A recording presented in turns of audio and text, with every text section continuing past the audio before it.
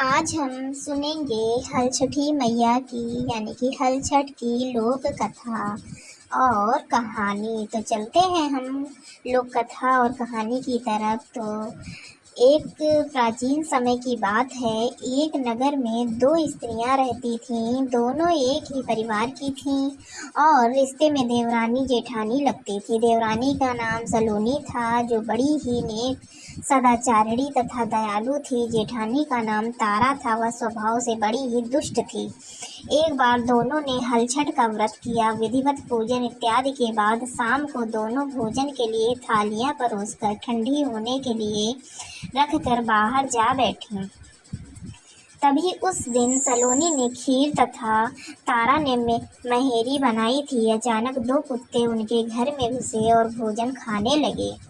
अंदर से चुप चुप की आवाज आई तो दोनों अपने अपने कक्ष के भीतर जाकर देखने लगी। सलोनी ने कुत्ते को खीर खाते देखा तो कुछ नहीं बोली तथा बर्तन में बची हुई बाकी खीर भी उसके आगे डाल दी। लेकिन तारा थाली में मुंह मारते कुत्ता को देखते ही आग बबूला हो गई। उसने कमरे का द्वार बंद किया और फिर डंडा लेकर कुत्ते को इतना मारा कि उसकी कमर ही तोड़ डाली। कुत्ता अधमरा होकर जैसे तैसे जान बचाकर वहां से भागा। दोनों कुत्ते जब बाहर मिले तो एक दूसरे का हाल चाल पूछने लगे। जो कुत्ता सलोनी के यहाँ गया था बोला, मैं जिसके कक्ष में गया था वह स्त्री तो बड़ी भली है। मुझे खीर खाते देखकर भी उसने कुछ नहीं कहा, बल्कि बर्तन में खीर खत्म हो जाने के बाद उसने उसमें और खीर डाल दी ताकि मैं भरपेट खा सकूं। उसने तो मेरी आत्मा ऐसी तृप्त की कि मैं उसे बार बार आशीर्वाद दे रहा हूँ।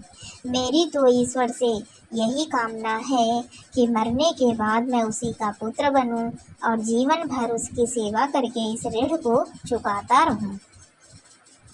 जिस प्रकार उसने मेरी आत्मा को तृप्त किया है, उसी प्रकार मैं उसकी आत्मा को तृप्त और प्रसन्न करता रहूं। ये कुत्ता बोलता है। अब तुम बताओ, तुम्हारे साथ क्या बीती? लगता है तुम्हारी तो वहाँ खूब पिटाई हुई है। दूसरा कुत्ता बड़े ही दुखी स्वर में बोला, तुम्हारा अनुमान ठीक ही है भाई। आज से पहले मेरी ऐसी दुर्गति कभी नहीं हुई थी। पहले तो थाली में मुंह मारते ही सारा जबड़ा हिल गया।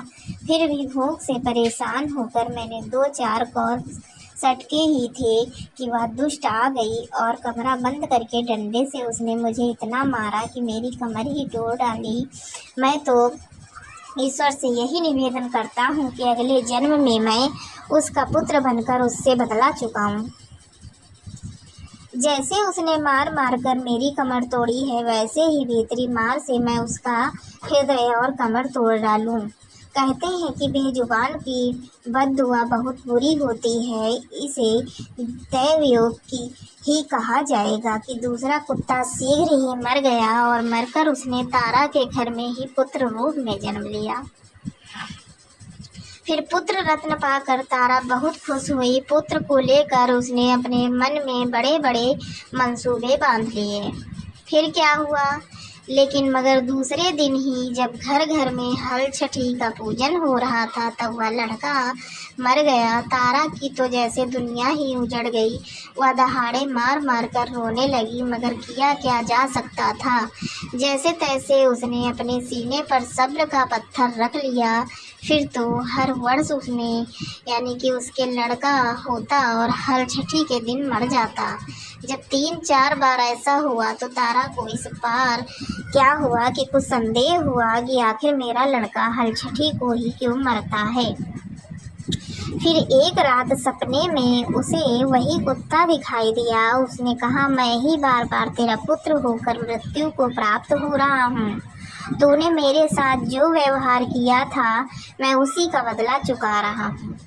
तारा बहुत दुखी हुई और उसने अपने किए का प्रायश्चित करने का उपाय पूछा। तब उस कुत्ते ने बताया, अब से हल छठ के व्रत में हल से जुता हुआ अन्न तथा गाय का दूध दही नहीं खाना।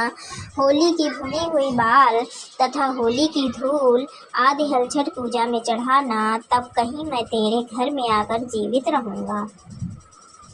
पूजा के समय यदि तारक अगर छिटके तो तू समझना कि अब मैं यहाँ जीवित रहूँगा। तारा ने वैसा ही किया और इस हल छठी के व्रत के प्रभाव से उसकी संतान जीने लगी।